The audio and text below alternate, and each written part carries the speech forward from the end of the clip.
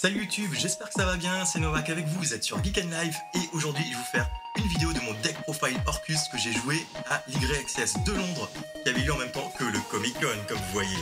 Parti.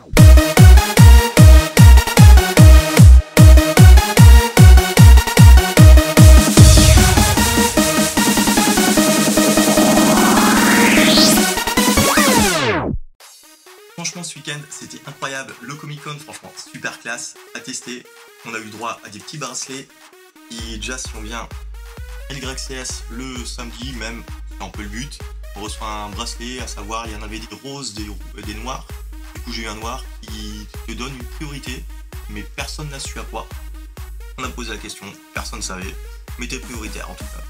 Et le dimanche si tu reviens, te donne le General Sunday, du coup, un jaune, je crois que tout le monde a eu le même, effectivement, te donne aussi accès au Comic Con. Donc en fait, tout cool à savoir, l'année prochaine, si vous voulez faire le Comic Con et pas forcément jouer à Yogi, vous payez 20 livres de Comic Con, vous pouvez choisir, en fait, payer en livres ou en euros, ben, vous avez votre petit bracelet, vous pouvez participer au Comic Con.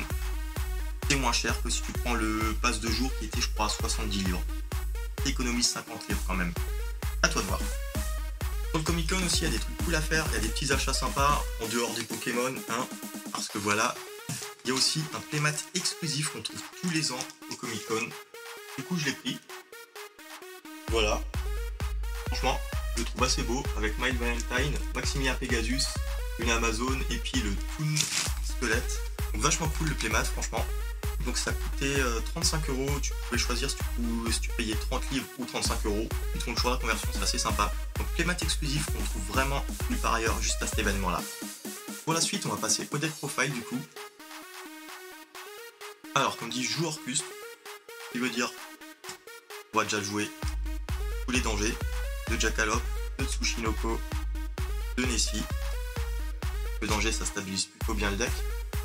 Ensuite, on a des normal summon, c'est des starters pour les combos Orcust. Trap Recycler, en une carte, tu fais tout le combo. Armageddon Knight, Greffer.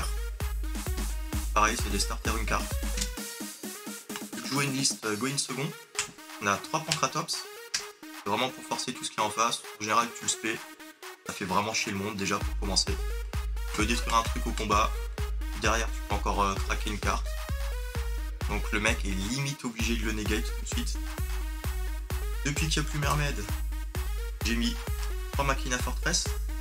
Alors pour ceux qui ne connaissent pas, une carte c'est vachement intéressant, un niveau 7, donc il y a pas mal de niveau 7 dans le deck, tu peux faire des plays X7, ce qui est sympa en soi.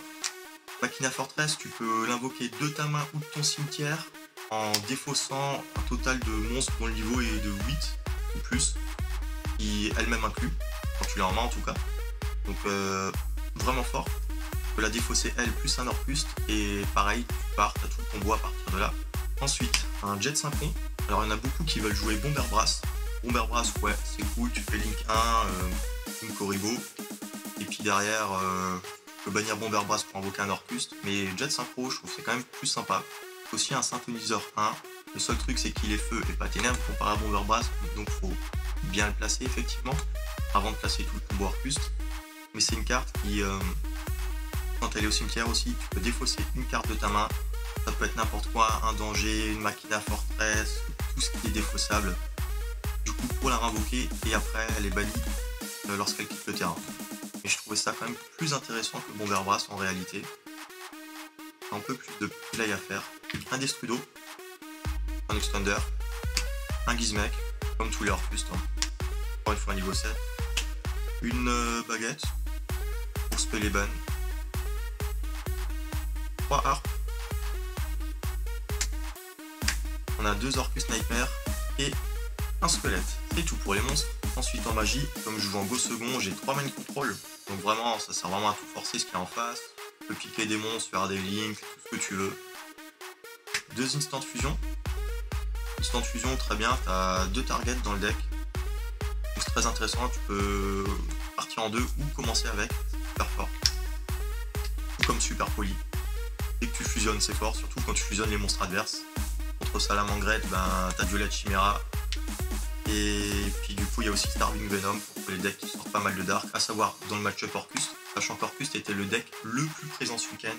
On avait plus de 220 Orcust de mémoire et une une quarantaine de Luna Light, qui était quand même plutôt pas mal. 2 Twin Twister, ça c'est vraiment pour forcer tous les decks, un peu comme SS qui a gagné l'YCS, miraculeux. Donc contre SS, contre Draco, tous les decks contrôle. Foolish, forcément très fort dans le deck vu qu'on a 20 000 effets au cimetière. Renfort, plutôt Armageddon Knight ou bien Greffer. Une Babel, parce que Orcus. Et en piège, inévitablement un Crescendo. Donc main deck, on est à 40 cartes, tout compris, all inclusive. Pour l'extra deck, on a une Galatea, une seule suffit. En réalité, jamais vraiment eu besoin d'un deuxième, mais juste un moment où on m'a mis mal. J'aurais peut-être pu en avoir une deuxième dans l'extra, mais autrement ça m'a vraiment pas dérangé. Et encore, je m'en suis sorti avec une seule. Un Phoenix, ça c'est vraiment quand on pousse un peu à bout, genre avec Zarkenby, ben tu peux pas invoquer ton deuxième machine, t'as pas de Twin Twister sur toi, forcément Phoenix ça va être fort sur le coup. On a du coup un autre extender, donc Curieuse, donc t'invoques 3 monstres dark, dans le deck c'est pas un problème, mais qui sont pas du coup du même type, et du coup derrière tu peux foolish un Orcus, et à partir de là, ben t'as invoqué je sais pas un danger, un Gizmek, enfin un truc, tu fais Curieuse et t'as le combo Orcus derrière.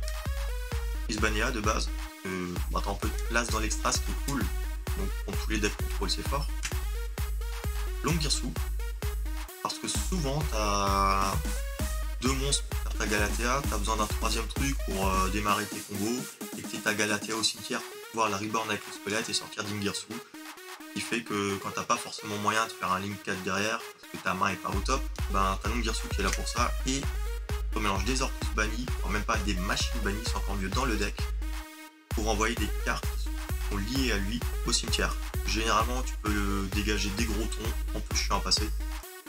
Du coup le BLS Chaos, parce que avec les Machina Fortress, c'est pas mal de monstres de niveau 7 ou plus, donc tu peux bénéficier de la totalité de ses effets, indestructible par effet de carte, ciblable.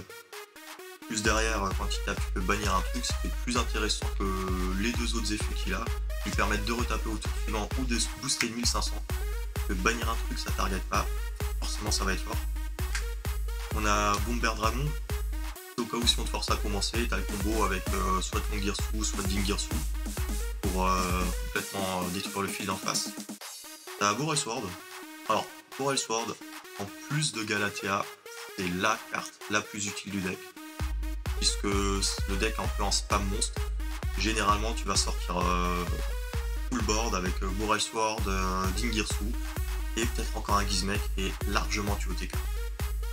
On a un Big Eye parce qu'on a des Dixit Set dans le deck, du coup, poisson privé. Dingirsu, parce que c'est un deck Orcus, mine de rien quoi. J'en joue qu'un parce que t'as pas besoin de jouer dans un deuxième. Du coup, j'ai mis une Synchro 8, justement avec Jet Synchron, plus par exemple une Machina Fortress ou n'importe quel autre niveau 7, ça peut être un Pancratops, ça peut être un Nessie, ça peut être n'importe quoi. À partir de là, on peut faire un Synchro 8 qui va équiper ce que vous voulez du cimetière pour pouvoir negate un effet de carte derrière. Donc ça fait une negate en plus dans le deck, c'est pas négligeable. En fusion, j'ai Toxin Tice Restrict, qui est vraiment aussi là pour forcer tout ce qu'il y a en face. On ramène sur une sans fusion. Si on commence, il y a Winda, on peut aisément protéger avec Dingirsu naturellement. Et si on nous force à commencer, on a Violet Chimera, super poli, exclusivement contre Salamandrette. Et Starving Venom, qui est là vraiment contre tous les decks qui sortent du Dark. Ça peut être des Pendulum, ça peut être des Orcus, donc des matchs miroirs. Ça peut être même un deck random qui sort du Dark, ça peut être n'importe quoi. Et on va passer au side. En side, 3 Gno matériel. Ça c'était vraiment beaucoup contre le match-up Finalate Orcus. J'en ai croisé aucun. Ça peut aussi servir contre d'autres decks, effectivement. Il y en a pas mal que ça peut faire chier, mais vraiment à la base c'était vraiment contre Finalate Orcus au moment où il invoque Nirla. Donc tu fais Gno matériel dessus. Donc Nirla est en zone extra. Il ne peut plus invoquer Azathoth par-dessus et faire tout le combo. Ce qui fait qu'il est complètement bloqué à partir de là. Comme dit, ça peut être chiant contre pas mal d'autres decks. Nibiru, vraiment contre tous les decks spam. Ça m'a pas servi des masses non plus parce que j'en ai pas vu de trop. J'en ai juste vu un Thunder qui m'a sorti full board. Et du coup j'essaye d'aimer 3 Nibiru, mais à aucun moment je les ai piochés. C'est le jeu. Lancea, la carte du week-end, la carte ultime du side, qui a servi contre du Thunder, contre un autre Orcus, contre tout ce que tu veux qu'il puisse bannir. Alors, Dark Flare, vu qu'il y a pas mal de niveau 7, Dark Flare au time est assez intéressant. Que déjà il peut pas être détruit par des effets de cartes, donc il faut obligatoirement le passer au combat 2008. Ça peut être chiant parfois. Et en plus de ça, il burn de 500 l'adversaire dès qu'il active un effet de carte. Ce qui fait qu'au time, c'est plutôt intéressant. On a Chimera Tech Mega Fate, exclusivement contre le match-up Cyberdé. On a encore 2 autres cartes qui ont méga servi. Le virus, effectivement contre Guru Control, il y a 3 pièges, il lui reste plus que ça. Invoque Dingirsu, t'attaches le squelette, tu fais virus. Comment dire que le mec, il se sent pas bien. Donc ça sert vraiment contre tous les decks contrôle que tu peux croiser. Et aussi Red Reboot. Red Reboot très fort aussi pareil, qui a servi aussi dans mon match-up contre Guru. Et qui peut aussi servir contre tous les decks contrôle. Vraiment incroyable ces 2 cartes. Vraiment ce qui m'a le plus servi, c'était les 2 Red Reboot, 2 virus et les 3 Lancea, c'était vraiment les cartes qui ont servi le plus. Voilà, comme dit, j'ai pas fait non plus un score de ouf, j'ai fait 5, 2, 1, donc 5 victoires, 2 défaites malheureusement, et un draw. Le draw c'était contre Guru Control, et c'est vraiment pas bien le deck, c'est le deuxième que j'affronte. Je me suis pris 2 Lancea de suite, ça n'a pas aidé, et il y avait une game aussi que j'avais un peu brick, c'était un peu chaud. J'ai fini, il me restait une carte dans le deck, et du coup avec Dingirsu, Galatea, j'ai pu tout mélanger, recycler mon deck, mettre mes machine ban dedans, ressortir mes combos, partir en combo Orcus. Mais c'était hard. J'ai perdu une game contre Thunder Dragon, vraiment le mec jouait super bien, il m'a sorti des boards genre vraiment incroyable. Et j'ai perdu la première game aussi, c'était contre Great Maju. Alors là, Great Maju, c'est incroyable, je le laisse commencer, il pose rien du tout. Sur le coup, je me suis dit, bon, soit que le mec a hard brick à mort, soit que le mec a Nibiru. Je me suis dit, dans tous les cas, je la tente. Donc, je sors le combo Borel Sword OTK, tout ça. Le mec me claque un Nibiru, je me dis, bon, je peux me reconstruire au tour suivant, c'est pas grave, en plus, ça revient. Seulement que le mec a banni 30 cartes, je me suis dit, bon, il invoque Great Maju, c'est la merde. C'est normal, Great Maju. C'est la vie. Un peu ma faute, j'ai merdé. Et puis la dernière, du coup la deuxième je la gagne, et puis la troisième j'avais un peu de brick aussi. Après ça fait partie du jeu, c'est comme ça. Du coup j'ai pas fait jour 2, j'aurais pu, mais c'était pas intéressant parce que en réalité tu peux plus top. Il y a des mecs qui l'ont fait X1-2, qui n'ont pas réussi à top. Du coup ben avec X2-1, impossible de passer. On a profité pour visiter Londres, c'était pas mal aussi. J'espère que cette vidéo t'a plu, n'hésite surtout pas à la partager, à t'abonner et mets-moi un doigt. Bye.